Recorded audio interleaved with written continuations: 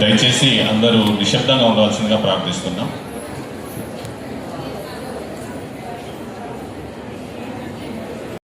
మాదక ద్రవ్యాలకు దూరంగా ఉంటాను. మాదక ద్రవ్యాలను ఉపయోగించను, విక్రయించను, ప్రోత్సహించను.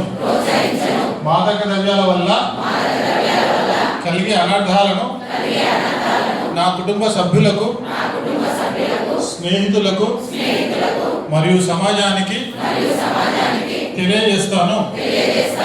మాదక ద్రవ్య రహిత తెలంగాణ నిర్మాణానికి నా వంతు కృషి చేస్తాను. మాదక ద్రవ్యాల నిర్మూలన కోసం తెలంగాణ ప్రభుత్వానికి మరియు పోలీసు శాఖకు సహకరిస్తాను.